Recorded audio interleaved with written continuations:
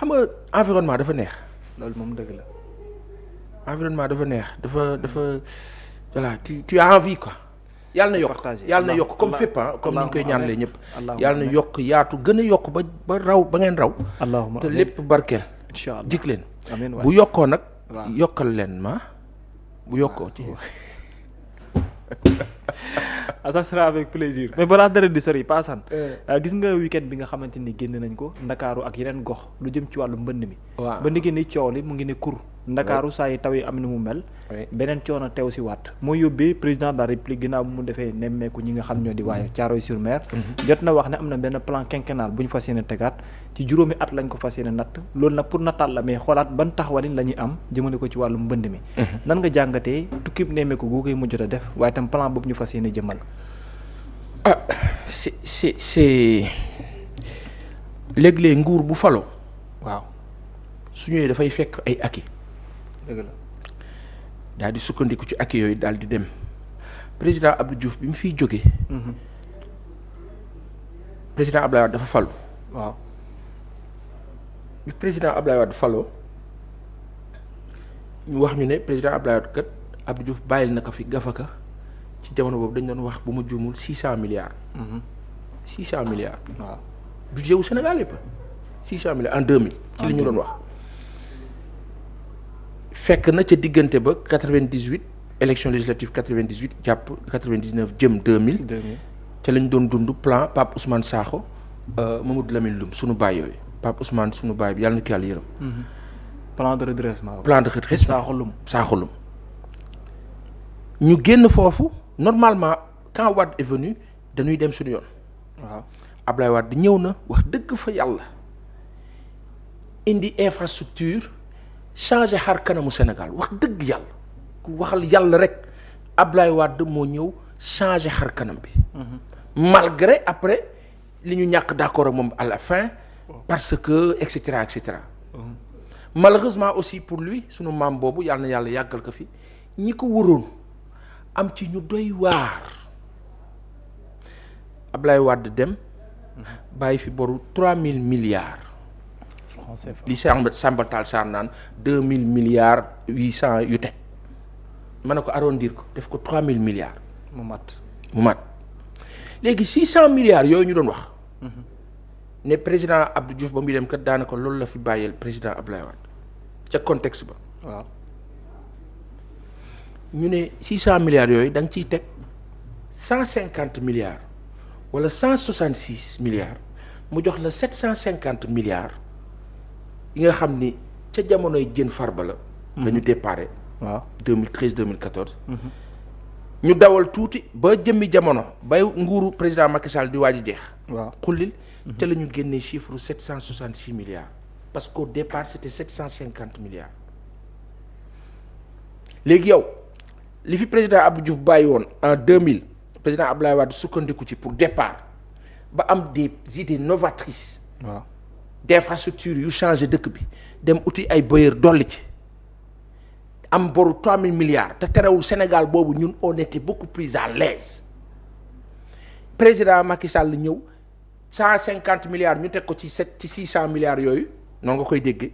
mu jox la 750 milliards ba 766 milliards ñu ne plan décennal sur 10 ans. ñu pàcce ko ci 3 phases. waaw. 66 milliards. waaw 400 et quelques milliards. waaw après 200 et quelques. waaw léegi loolu Babacar bu ñu waxalee yàlla rek le régime actuel warul woon ñëwaat di tollaat ci devoir proposer un nouveau plan quinquennal moo nekkoon loolu yëpp saway France. waaw amul benn njëriñ daanaka. non c'est-à-dire amul benn kii ni ñu ko waxeti amul maanaam jeexital xaalis bi. ma déglu kilifa bi Lassana Gagny Sakho ci ñetti at yu mu def foofu mu ne moom ci li mu fa def li mu ordonné. ONAS weesul 15 milliards de francs CFA yoo xam ni yor na détail yëpp au plus profond li génn fu nekk fu mu dem yor na ko. 15 milliards maanaam dépense ak projet yi mu fa def dépassé wul. si ñetti at yooyu 15 milliards la joxe ordre ñu génn ko léegi kon. lépp. anamu question la. laaj la jaar. laaj léegi si le pouvoir en place vient proposer un nouveau plan quinquennal moo ne kon le plan de 10 ans c'est mort. le plan décennal. c'est mort Babacar fépp fu doon taa ci Ndakaaru fépp à des exceptions près fépp ba ñu juddoo ba tey ba sànq mu ngi taa te gën na ñaawaat. te gën a ñaaw léegi Babacar on va où mu sous-entendre une mauvaise gestion opacité nguur bu bees bi nag léegi moom am ñaari dilemme war a lijjanti urgence u plan boobu pour que soulager population yi en même temps war a gëstu loolu xaalis boobu fu mu dugg maanaam def audit def nañu ko war a lijjanti léegi nag temps boobu yëpp xulil temps bi nga war a lijjantee loolu yëpp war ko contrôler war ko xool temps boobu sax yow amoo ko te nit ñaa ngi taxaw naan la gaawal il faut affaire bi nekk léegi yow li la war a permettre affaire bi nekk mooy li nga xam ni yaa ngi kaa perte fële il faut que ñu dugal ko fii te loolu foog nga vérifier ko pour mën ko dugal fii te fii amuñu temps te foog nga def fii nga war a jëliwaat def fii boole kook plan de redressement bii nga xam ne proposé nañ ko nga boole kook ñu ne la 3000 milliards la fi Ablaye Wade bàyyi ci bor. le président Macky Sall ñëw moom ba romb 70% ya toll ca 18000 milliards jékki-jékki ñu naan la 24000 milliards su ma toppee le professeur émérite Arona Coumba Ndoffène Diouf léegi lii nan la tudd sëñ bi c'est-à-dire que j'ai envie de poser la question à ñi nga xam ne ñoo yoroon réew mi. ne leen lii nan la tudd. sans violence sans agression sans incorrection vraiment ak yërmande ak worma ne leen kilifa yi waa lii nu ngeen kaa tuddee quand tu entends le ministre des transports Yankhoba Diémé mu expliquer les failles yi am ci côté boobu sur le plan infrastructure ak transport waaw projet wu 400 et quelques milliards ñu ne la 24% de ce montant soi-disant maanaam 112 milliards waaw ci projet boobu non 112 milliards yooyu xulil waaw ay commission la saa yi ñun te ñoo dem liggéey ci administration bi liggéey ci état bi dugg ci yooyu di am dara Babacar te bàyyi toog di commenter à la limite ça toog di wax nii li ñuy def nii Babacar lii amun ci dara lu dul sutura si yàlla am ñeneen ñoo xam ne xulil ci bureau la ñuy toog wuy ma diggante ñaari këyit accélérer ay processus gisoo projet chantier yi ni mu bare foo tourner chantier mooy bi gën a gaaw pour am koppar tubaab yi dañ koy wax mais bon de toute façon les africains bu ñu bëggee am xaalis ils te diront chantier autoroute bërëb sàngam bon voilà quoi après c'est il faut rétrécir par centimètre par 2 centimètres chaque centimètre compte chaque centimètre sur une longue distance c'est des milliards d'indemnité de goudron waaw donc c'est de l'argent si les gens grignotent ça et là moo tax tali yu Afrique tubaab yi tali yi ñu fi bàyyi nekk tali yu baax nañ ma baal dañuy seetaan ak administration bi africains yi ñu defar tali yi non la yàlla xam doy na à des exceptions près parce que lan c'est pas possible. Et pourtant on veut toujours promouvoir ces genres de personnes parce que ñu ne ci ñun la ñu bokk te bu ñuy jox ci ñoom la ñu war a mën njëkkee. waaw mais non. te bu ñu defee d'habitude ñu attention c'est-à-dire le Sénégalais il vient. waaw su bëggee teg affaire bi ci yoon groupe gang. bi bëgg a am ci deal bi. wuy ma. ñi ci bëgg a lekk ñëpp comme Colways rek jamonoy Colways dañuy wax jamonoy jiin 501 Levis Trust. wuy ma booy dugalal ma dugal nga kii yooyu rek moo am ci c'est-à-dire que le gars il vient il est sénégalais il veut mettre tout dans la norme non am loolu arrangé wul ñenn ñi il préfère jël marché bi dem jox ko ñële nga xam dañuy jógee fa la ñëw ñoom amul problème ñoom am na nu ñu koy gérer entre guillemets. D'accord. Après quand on parle de c'est-à-dire que le nouveau régime là man dama leen xaw a mere tuuti. lu tax waaw dama leen xaw a mere tuuti. ci lan noonu. xam nga lu tax ma mere leen tuuti te dama leen mere sax. lu tax. Babacar maanaam te li gën a doy waa da ngay dégg ay nit naan la. bu leen ñu sonal. liggéey leen te bàyyi wax ji mun leen chaque jour Macky Sall dem na depuis ñaari at ngeen topp ko mais quand les dégâts sont énormissimes. on ne peut s'éviter de parler. c'est-à-dire que li offusquant mooy dëkk bi dafa mel ni nguur bu bees mooy problème bi moi c'est ça qui me charrie.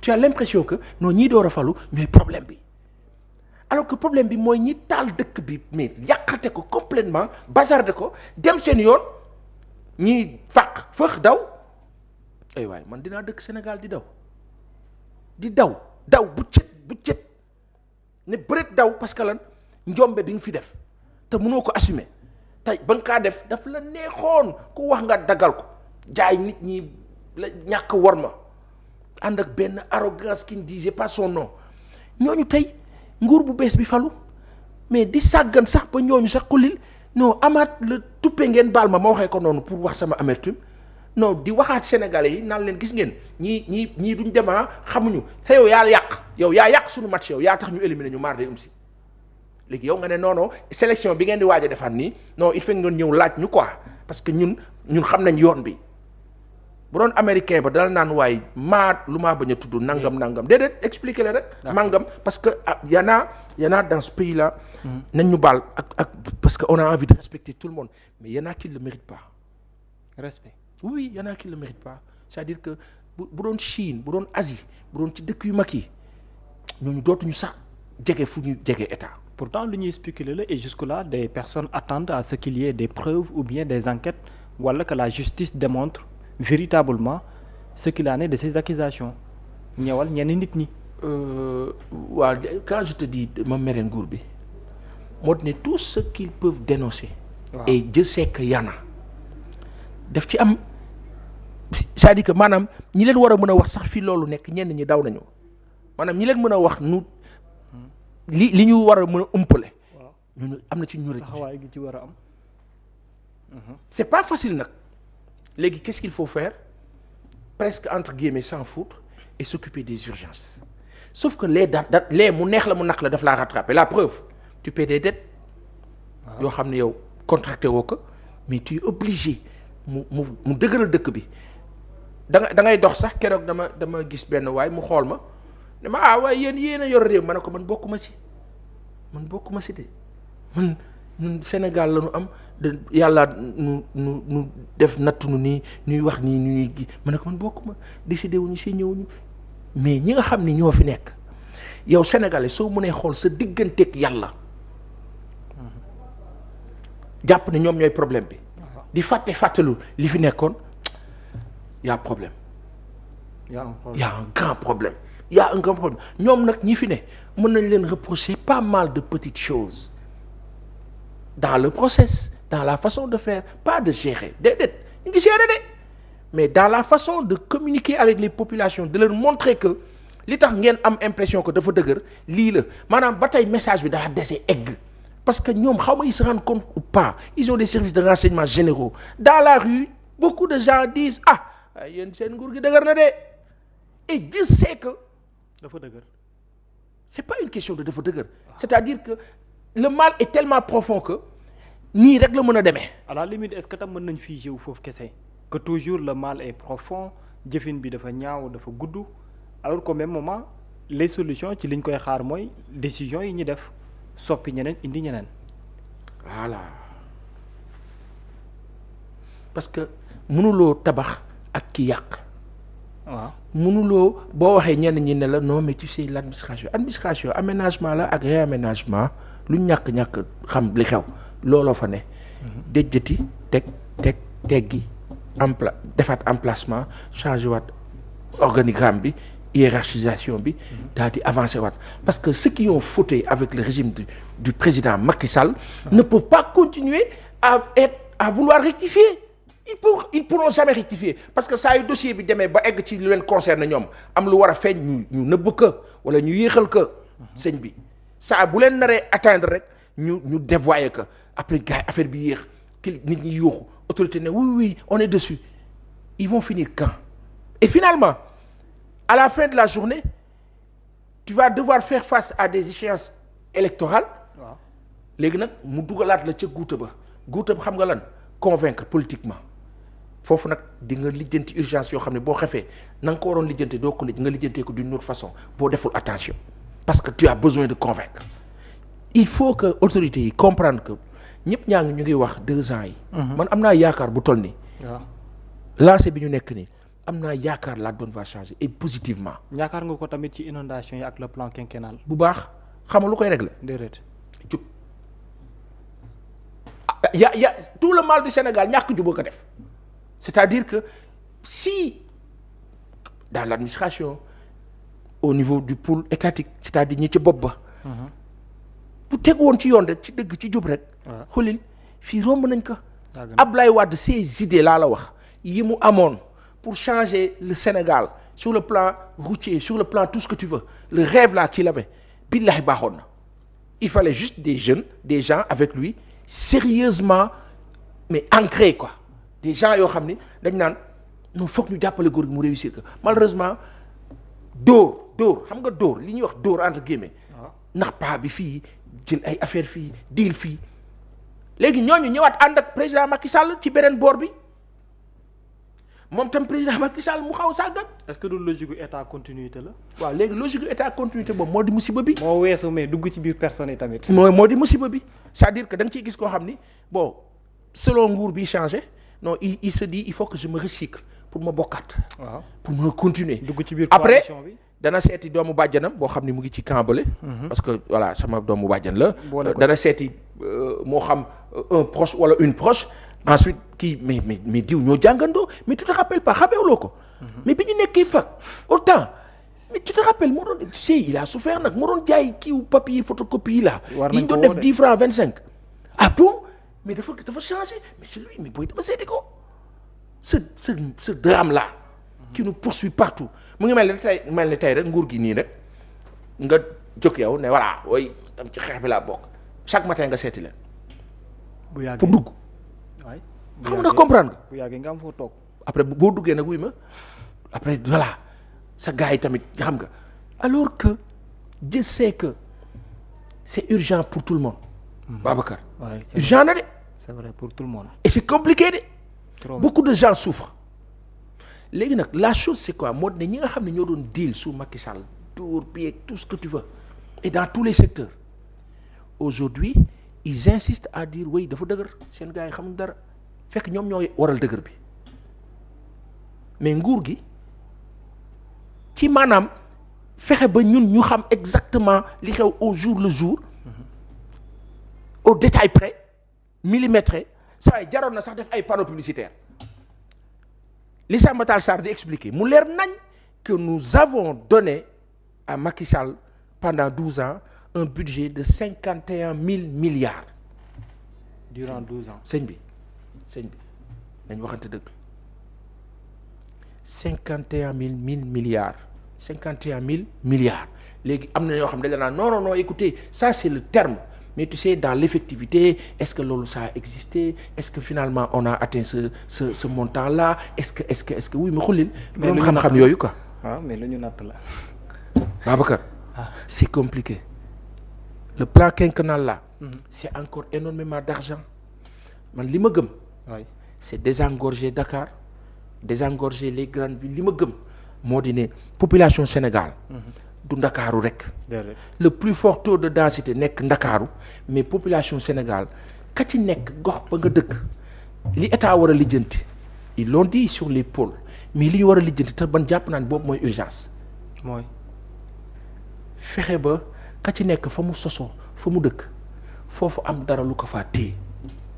waaw bu dee wàllu mbay ils ont parlé d'industrialisation après exactement parce que ce qui est grave dans ce pays moo di ne que on a ruralisé tout le territoire dëkk day am province am ville am cité am mais finalement même Dakar est ruralisé c'est-à-dire que t'as pas une capitale Dakar n'est pas joli Dakar est sale xam nga nag comprendre nga. xam naa bu baax c'est-à-dire que tout est compartimenté de sorte que mu metti ci ñun négatif. personne ne peut organiser Dakar.